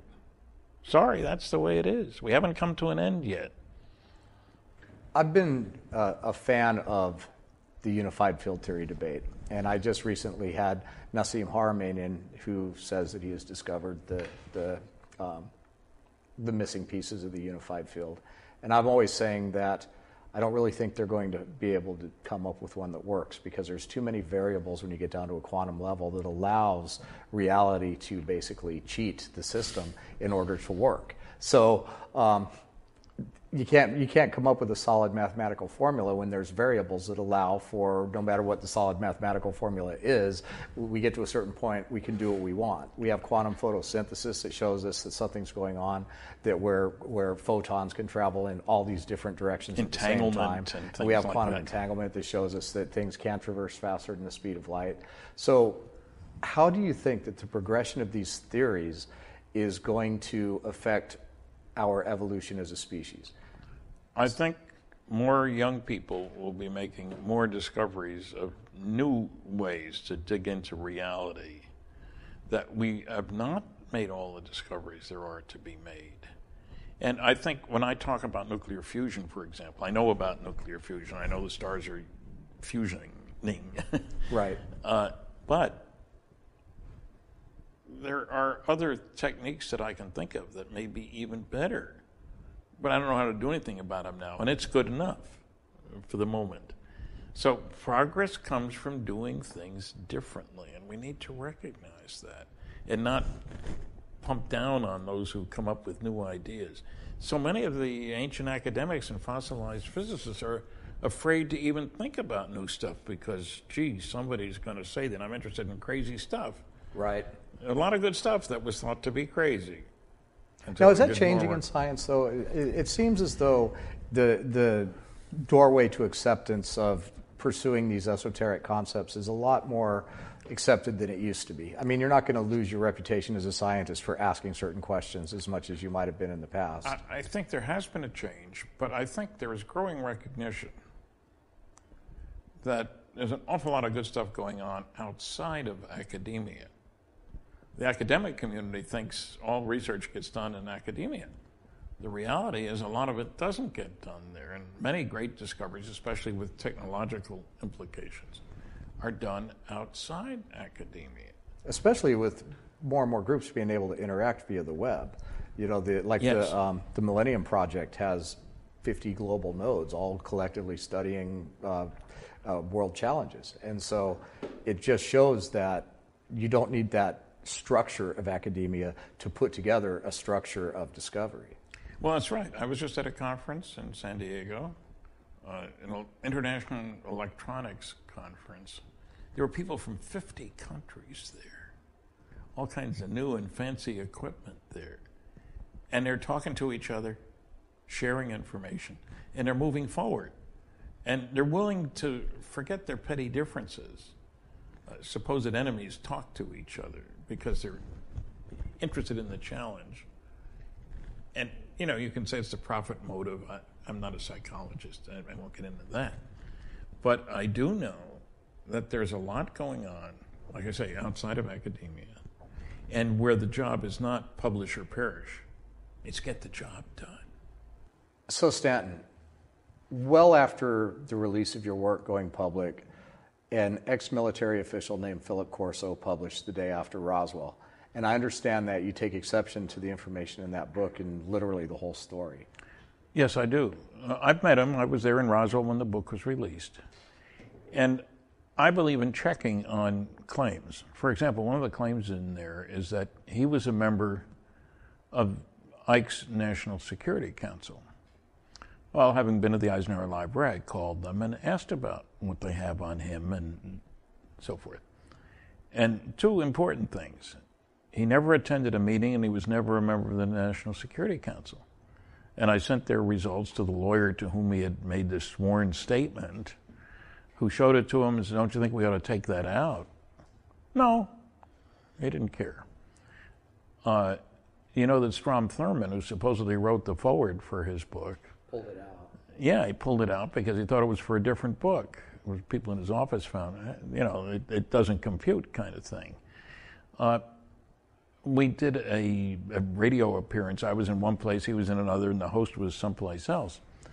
And he's talking about what happened at Fort Riley in Kansas, where his bowling buddy lets him look at a body in a blue fluid. Right, yeah, it's a completely different, totally coincidental thing that has nothing to do with his official position. Well, a strong violation of security. If you got an alien body, you don't let anybody from outside, hey, look what I got, kind of thing. He also gave the date. It was July 6th, 47. I asked him, do you have a diary or notes or something? Because I was hoping maybe he did have some kind basis. of something, yeah. No, I know when I was transferred there. Well, it turns out that was March or April. And the date just doesn't match what we know about when the rancher came into Roswell and so forth. Right. Furthermore, if there's one thing Roswell had, it was airplanes. That's what it was. Right. Why would they put stuff on a truck and go through Fort Riley instead of flying stuff directly to Wright Field? It makes no sense, besides the security things. Also, he didn't become part of General Trudeau's Foreign Technology Division at the Pentagon, Army General, until 1960. Well, we know that the Air Force Foreign Technology Division, with whom I had business dealings. Yeah, you were part of that. Yeah, I worked with those guys. Very impressed with them. Very bunch of sharp guys. We know they had wreckage in 1947.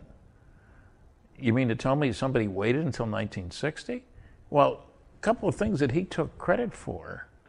The technological advances. Yeah, right. One of them, a guy got a Nobel Prize for work done 2 years before Corso was involved in that stuff. I checked the Army archives in Fort Carlisle, Pennsylvania, and got the roster of Trudeau's group. 2 guys in the Foreign Technology group. He was the junior officer. I found the other one, but he was in the hospital and died. But there were all kinds of engineers and scientists at the Air Force Foreign Technology Division. And so you notice there are no references in the book. So how do you follow how a guy who was not an engineer or a scientist, and he wasn't, right, would somehow do all of this kind of stuff? I mean, he had a long list of things that he brought into the industry, he said. But I've seen no basis for that. Every piece of technology that he says was ported to private industry and came out the other side, private industry has come back and said, no, we had that stuff in development and that it had nothing to do with that. I consider him a wannabe. Nice old man. I met him. He wasn't a nasty person or something like that. He wanted to leave a legacy for his kids. And I don't blame anybody for that. But I do believe in sticking to the truth. You know what's interesting, and not that many people know this about Corso, I dug it up in some research that I was doing, is that he was shopping a book before the day after Roswell, and I think I told you this when we talked on the phone, and you might have known it before, called I Walked with Giants, yes. where it was basically describing his Forrest Gump-like odyssey through the high levels of military and Pentagon and everything and all of the people around him, and nobody wanted that book. And so on some level, some publisher came to him and said, look, if you want to get published, if you want to leave a book behind, we need something better than that. And so who knows if that That's where Bill Burns came into the picture. He's an author. Yeah. So who knows if that got Corso thinking, and if he decided, okay, well, I can come up with something, or if there's, grains of truth in it. But I agree with you that knowing that one fact, and all the other glitches in his story and all the other inconsistencies, it really pulls into question the day after Roswell. And it's sad because it's one of those things that you really want to believe. Look, I was there when the book was released. I was supposed to get an advance copy, as a matter of fact, but I didn't. No, nice old man, and I think most of it's a fantasy. Remember that he also said J. Edgar Hoover was his buddy, and a researcher named Larry Bryant, checked his FBI file, and Hoover calls him a rat. He was making a big fuss about troops left behind in Korea and their political sort of stuff. Right. And there are others who disagree with them and stuff.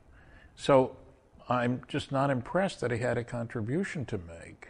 I'm not saying he's a bad person or anything. That's not the point. Right. Is he telling the truth is the point. And that's where I have problems, because I found enough things to say that's simply not true. to say that why should I believe anything else if I find a number of statements that aren't true? So another person who's brought up the ET technology and stories that really play into the modern day mythos is the story of Bob Lazar. Yes. And that's another one that you take extreme exception to. Yes, I do. Robert Scott Lazar, bright guy, built a jet-powered car, did other interesting things. And I first heard about him at 1989 at the MUFON conference where George Knapp, a fine reporter for the television station in Las Vegas, brought the story forth.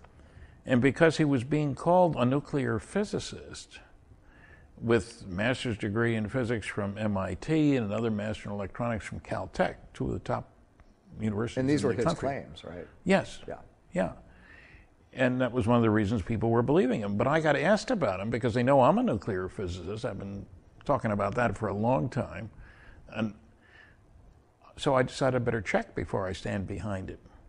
So I called 5 different people at MIT. The registrar, the standard place where you get this kind of information, and the guy who collects the master's theses, and the physics department, and the legal counsel. Nobody ever heard of him. Now I asked, and somebody went through the yearbooks. Couldn't find him anywhere. Couldn't find him anywhere. And I asked the legal counsel, is it possible to completely wipe out somebody from the books? And he said, no, you're in just an awful lot of places. Right. And how can I argue with him? Well, I mean, you know, the whole idea that Lazar's previous background had been somehow covered up by some shadowy government force. It's impossible to go to every yearbook in every chest of drawers and eliminate a picture to the That's point. Right. Yeah. So it doesn't make any sense. And there were other things. For example, the listing in the Los Alamos phone book says K/M after his name, Kirk Meyer. It was a consulting outfit, and they provided warm bodies, if you will, out at the Clinton D. Anderson Mason Accelerator Facility. It's got an even longer name than that. Right. And he apparently was a technician out there. That's not working for the lab, Los Alamos. It's working for a subcontractor. A subcontractor. Could have been janitorial for all we know.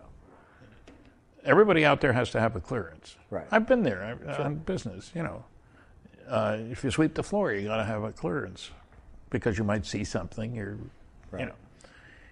At a meeting in Rachel, Nevada, the Little Alien, the infamous little restaurant, he was answering questions, and somebody asked, can you name any of your professors? Legitimate question. I can name mine, and I'm a lot older than he is. Sure.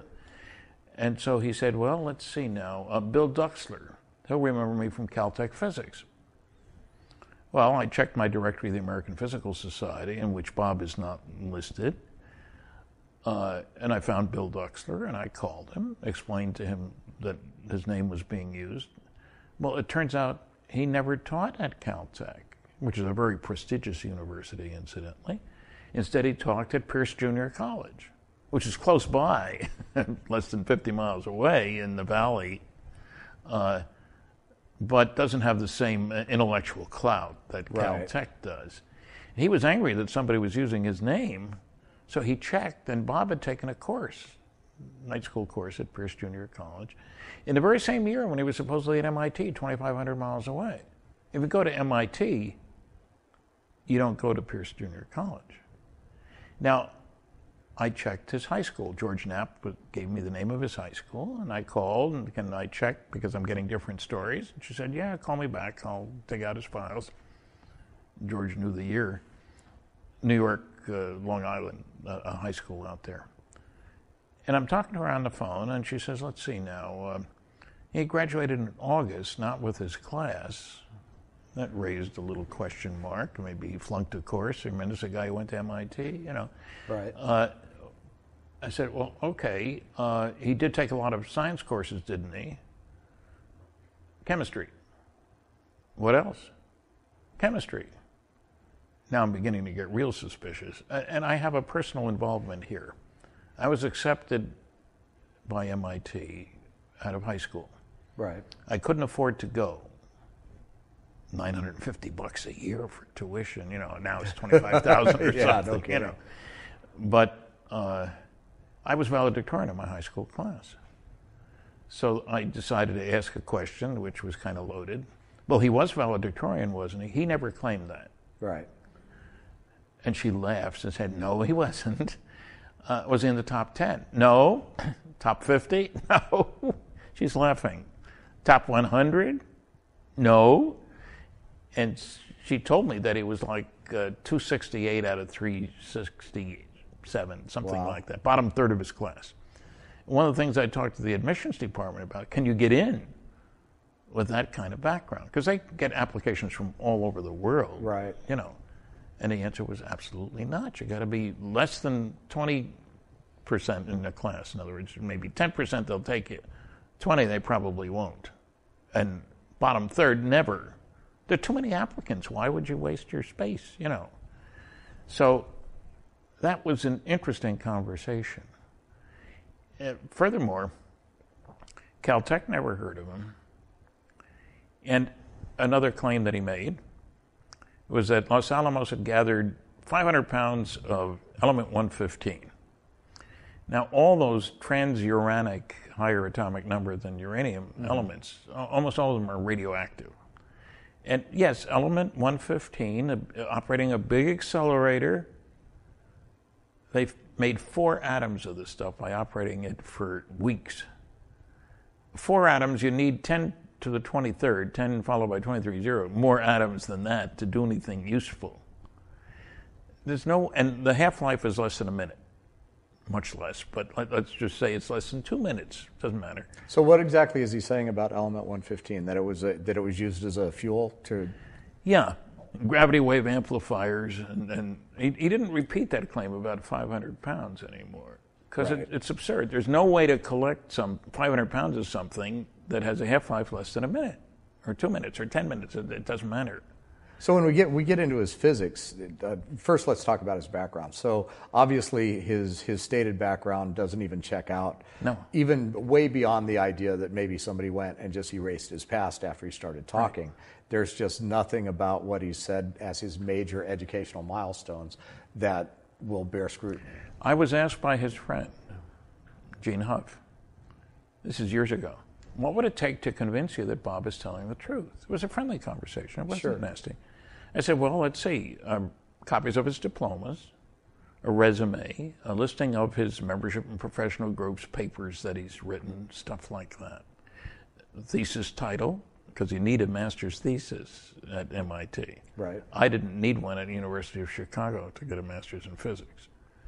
But I sent him copies of my diplomas, an 8-page resume, listings in directories of the American Physical Society, the American Nuclear Society, the American Institute of Aeronautics and Astronautics, alumni directory from the University of Chicago. Now, don't tell me you get a degree from MIT and another one from Caltech and you throw it away? Come on. People don't do that. I've got my diplomas, and one of them's on the wall. But so that was another thing. And I sent him my stuff, but I never got anything back. So his background doesn't check out. And then when we get into his actual story, I mean, the idea that there was this S4 place where they had these flying saucers in secret hangars. Maybe. Yeah, that's certainly feasible. But then when he starts to explain the physics of what he was supposed to work on, that all falls apart too, right? My conclusion is it does. I mean, I saw him the other day where he talked about the pressure when you put your hand near this. There's a dome over a box. Nobody has shown a job title for him that says he was a scientist.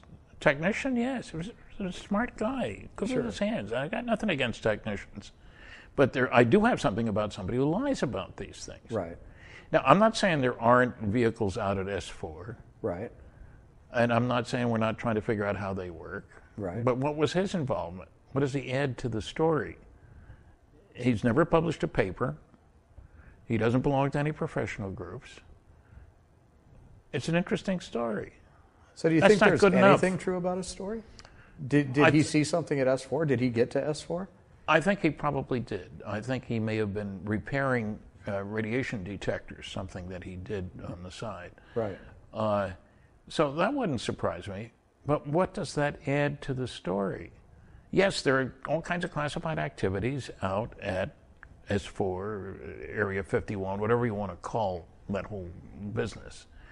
And he did, the big claim is that he took people out to see a flight several weeks running, 3 weeks, I think. Sure, and they say, well, if his story's not true, how did he know to go there? Yeah, and if he knew anybody who worked out there and they said, hey, we're testing on Wednesday night.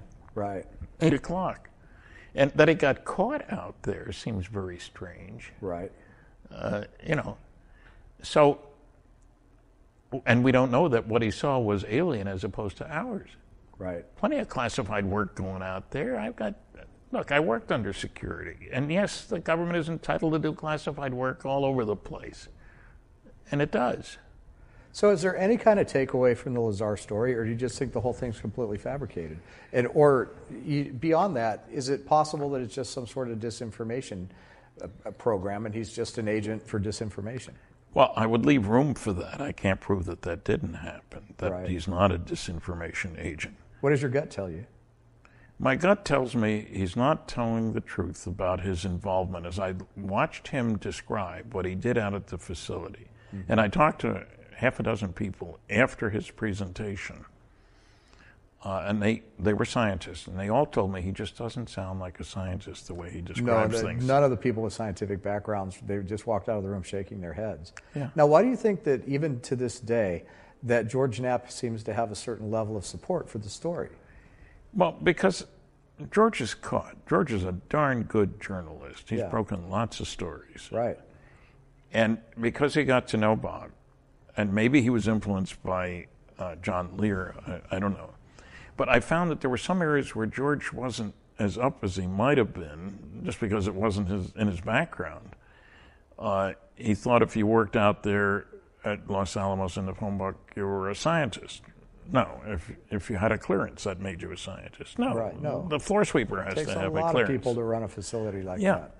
And so I think George stuck his neck out, and I admire his guts in talking about the story at all. Right. But he wasn't in a good position to verify.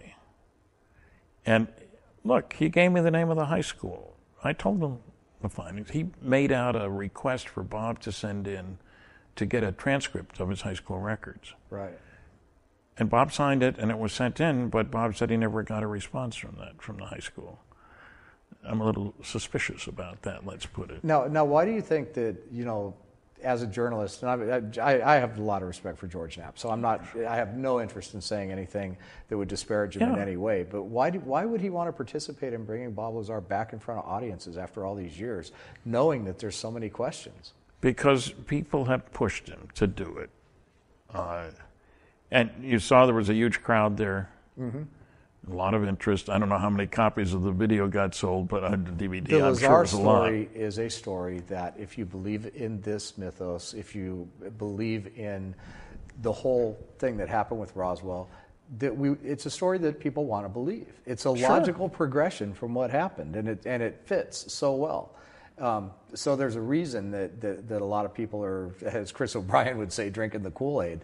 But it doesn't change the fact that the story doesn't add up. And as much as, I wanted to believe Lazar, and I've looked at it, and I've spoken with you, and I've spoken with a lot of other people, and there's very little of this story that makes any sense. Maybe he got out there, maybe he saw something.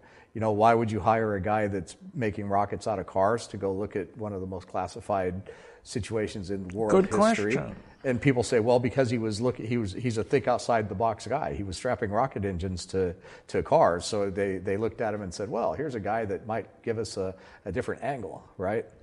Hard to imagine, yes. And so you have two completely different camps, and it seems like there's no in between. There doesn't seem to be. So, I was impressed watching him. It's the first time I've had a chance to watch him talk for a long period of time. Sure. And nobody else has had a chance to do that either. And I tried to meet with him back 20-some years ago. Sure. When I was going to Vegas, and I was going to set up lunch, but it didn't work out. So I wasn't trying to put him down right from the start, but I was getting asked that I'm not going to support somebody if I can't get answers. Right. And especially I know that people knowing that I'm a nuclear physicist, if I said I believe him, that would lead an awful lot of people to believe him too. So I have a responsibility. You have a responsibility to the science. Yes. Yes. Yeah. So how did that feel? Because it's no secret to the people that are really active in the field that you have been, in opposition to the Lazar story for a long time. And you were there, and Lazar was there. And, it seemed as though there was almost a tension in the air, that there was a certain amount of energy. My name got mentioned on the stage a couple of times. You may How did notice. that make you feel? Well, I'm glad they acknowledged it, but I had submitted a bunch of questions to be posed to him, if you were submitted to him, as they said. Right. None of them got submitted. So I was disappointed.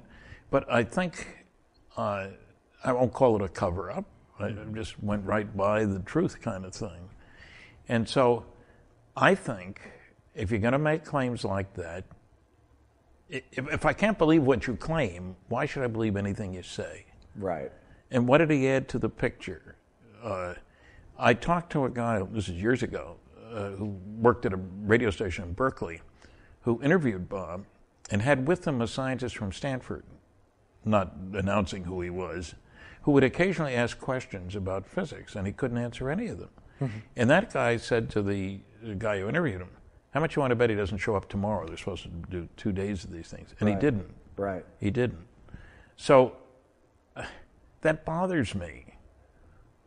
You're tainting my field, darn it. Right. That's what it happens. I'm not saying there weren't any saucers. I'm not saying there isn't stuff at S4, although 10 seems like an excess. What do you say? 10 a sport model and 9 others or something like that. Yeah. That seems rather excessive. Where do we get all those? Right. And intact, apparently. Sure. Well, the mythos says that we struck a secret deal and we traded for them. Why would you have Bob do the work? And if you were able to get the aliens to give you a bunch of flying saucers, why do you need anybody like Bob anyway? Aren't they going to teach you how to work them? Yeah, I would think Right. so. So it's a mystery. And as I say, I didn't wind up disliking the man, but I don't think he's telling the whole truth. And it's unfortunate. It is fouled up the air, so to speak. Show me a diploma, then I believe you. But it just seems as though dishonesty is destroying the legitimate research, and when the truth really comes out, it's going to be so diluted that it's going to be impossible to tell what's really happening. The aliens could land on the White House lawn, and we're going to say it was a holographic projection by HARP technology. So, I mean, there's no win situation happening, and deception is a big part of it. And that's why I felt it was necessary for me to do some digging.